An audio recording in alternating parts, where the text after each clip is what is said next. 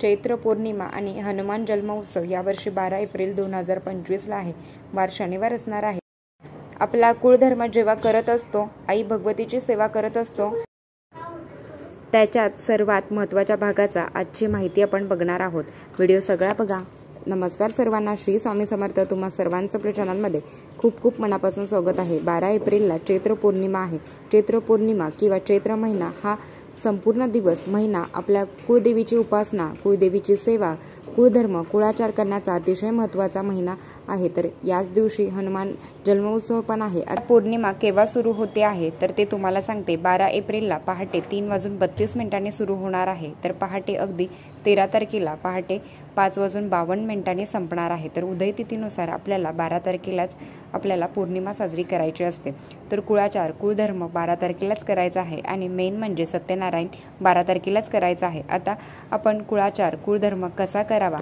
चैत्र नवरात्री सुरू झाली होती. चैत्र प्रतिपदा ते चैत्र नवमीपर्यंत दुर्गाष्टमीच्या बऱ्याचशाच आपण काही सेवा केल्या, पण काही कारणांनी राहून गेल्या. म्हणजेच काय, देवीची ओटी भरायची राहून गेली, हवन करायचं राहून गेलं, देवीचा कुळाचार करायचा राहून गेला.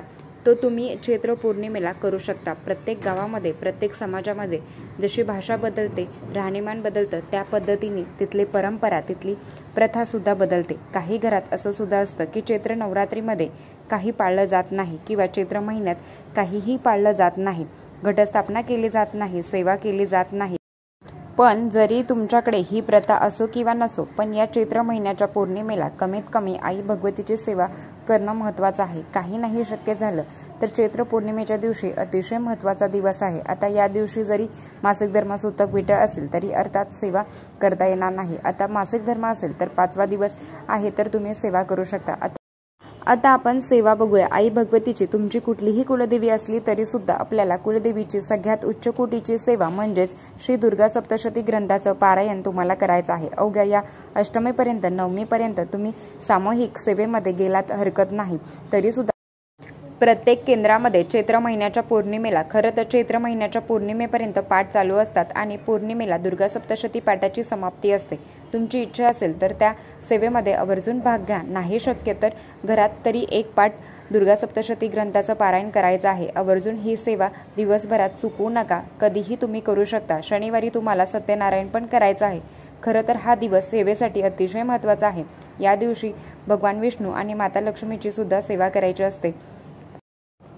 या दिवशी कुळधर्माची आणि कुळदेवीची सुद्धा सेवा करायची असते. आता दुर्गा सप्तशती ग्रंथाचं पारायण काही कारणाने नाही शक्य झालं, लहान मुलं आहेत, संसारिक अडचणी असतात, तर अशा वेळेस काय करायचं आहे तर अशा वेळेस तुम्ही सिद्धकुंजिका स्तोत्रम तुम्हाला पठण करायचं आहे. जो 11 वेळा सिद्धकुंजिका स्तोत्रम पठण करतो त्याला दुर्गापाठचं फळ मिळतं. याचा अर्थ असा नाही की दुर्गापाठ करायचा नाही. ज्यांनी दुर्गापाठ जरी केला, देवी महात्म्य श्री दुर्गा सप्तशती पाठ जरी केला तरी सुद्धा त्यांनी सिद्धकुंजिका स्तोत्रम एकदा तरी पठण करायचं आहे. ज्यांचा पाठच झाला नाही आहे तर सिद्धकुंजिका स्तोत्रम 11 वेळा तरी आवर्जून पठण करावं. ही सेवा चुकवू नका. त्याचबरोबर कुंकुमार्चन या दिवशी कुळदेवीच्या टाकावर, कुळदेवीच्या फोटोवर, टाकावर आणि बघा फोटोवर कुंकुमार्चन करत असताना देवीच्या पायापासून ते मस्तकापर्यंत कुंकुमार्चन करत जायचं असतं.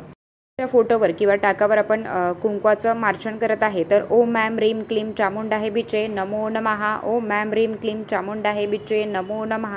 थोडक्यात काय, देवी आईला, आई भगवतीला कुंकवाचा अभिषेक करायचा असतो.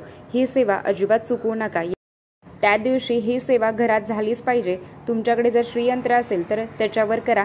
देवीचा टाक असेल, फोटो असेल, मूर्ती असेल, काहीही असेल तर त्याच्यावर अभिषेक, कुंकवाचं अर्चन झालंच पाहिजे. ही अतिशय महत्त्वाची सेवा आहे तर चुकवायची नाही आहे. दिवसभरात अगदी तुम्ही कधीही करू शकता. आता जसं मी तुम्हाला सांगितलं, प्रत्येक गावामध्ये, प्रत्येक समाजामध्ये कुळाचार केला जातो. काहींकडे बघा केला जात नाही. हवन या दिवशी तुम्ही करू शकता. देवीची ओटी जरी भरली असेल तरी या दिवशी तुम्ही ओटी भरू शकता. या दिवशी पूर्णाची आरती, प्रत्येक ठिकाणी आरत्या पण वेगवेगळे प्रकार आहेत. कणकेचे दिवे करतात त्या पद्धतीने 2 फुलवात मिळून एक वात करायचे आहे. दिवा प्रज्वलित करायचा आहे. देवीची आरती करायची आहे. जी तुमच्या कुलदेवीची आरती असेल ती करायची आहे.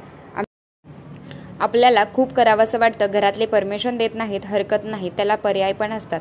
नाही ना तर मी पाठ करेल, मी आई भगवतीची ओटी भरेल किंवा हवन करेल, जे तुम्हाला जमेल, जसं तुम्हाला शक्य होईल त्या तुम्हाला सेवा करायच्या आहेत। प्रत्येक समाजामध्ये, प्रत्येक विभागामध्ये आपापली वेगवेगळी पद्धत असते। प्रत्येकाने आपापली पद्धत करावी। सेवा केल्यावर वाईट काहीच होत नाही, ते मनातून तुम्ही काढून टाका। तुम्हाला या सगळ्या सेवा मी सांगितल्या आहेत, तर तुम्हाला मेन म्हणजे काय करायचं आहे। ज्यांना ओटी भरणं शक्य झालं नाही अष्टमीला, तर त्यांनी आवर्जून चैत्र पौर्णिमेला आई भगवतीची, तुमच्या कुलदेवीची ओटी भरावी। या दिवशी सवासनी भोजन करायचं असतं। तुम्ही कुळाचार करता, तुमच्याकडे एक सवासनी आली तर तिचा मान सन्मान करावा, तिची ओटी भरावी। काही नाही तर ब्लाऊज पीस असेल तर ज्याला आपण खण म्हणतो ते घ्यावं, तांदूळ घ्यावी, सुपारी, खारीक, खोबरं, हळकुंड घ्यावं, या गोष्टी ठेवाव्या। म्हणून सगळा कुळाचार कुळधर्म करायचा असतो। आता सगळ्यात महत्त्वाचं, आपण शारदीय नवरात्री उत्सवमध्ये शेवटच्या दिवशी आपण घटाला लवंगाची माळ अर्पण करत असतो। तर या दिवशी सुद्धा चैत्र पौर्णिमेला लवंगाची माळ अर्पण करायची आहे।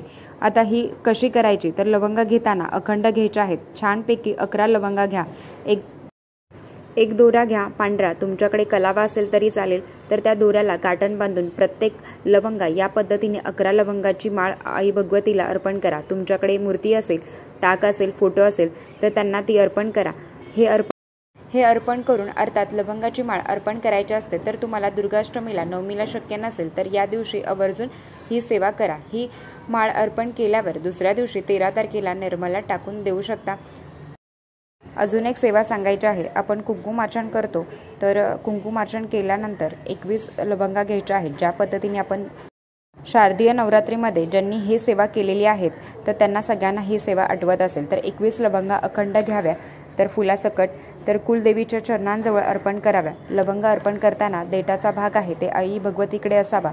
त्या पद्धतीने तुम्ही फोटोवर अर्पण करा, टाकावर अर्पण करा, मूर्तीवर अर्पण करा। अर्पण करताना काय म्हणायचं आहे, कमलात्मक मंत्र ओम श्रीम ह्रीम श्रीम कमले कमलाले प्रसिद्ध प्रसिद्ध श्रीम ह्रीम महालक्ष्मे नमो नमः नमो नमः म्हणताना लवंगा आई भगवतीच्या चरणांजवळ अर्पण करायच्या असतात। कमलात्मक मंत्र म्हणताना आई भगवतीच्या चरणांजवळ अर्पण करायची। 21 वेळा कमलात्मक मंत्र म्हणून झाल्यानंतर नमो नमः म्हणताना लवंगाचं अर्चन करायचं आहे। ही सेवा कोणीही करू शकतो। मी विधवा आहे, कुलदेवीची सेवा प्रत्येक स्त्रीने करू शकता। लवंग अर्पण करून झाल्यावर तर त्याच दिवशी देवीकडे थोडा वेळ ठेवाव्या आणि दिवसभरात सेवा ही कधीही करू शकता। तर ती लवंगा दररोज तुम्ही बघा खायची आहे किंवा ती चहामध्ये टाकून घ्यायची आहे। तर या पद्धतीने आपल्याला बघा सेवा करायची आहे। तर आजच्यासाठी इतकंच। आजचा व्हिडिओ इथेच थांबवते। आवडला असेल तर लाईक, शेअर, सबस्क्राईब। परत भेटूया अशाच नवीन व्हिडिओसोबत। तोपर्यंत धन्यवाद। श्री स्वामी समर्थ।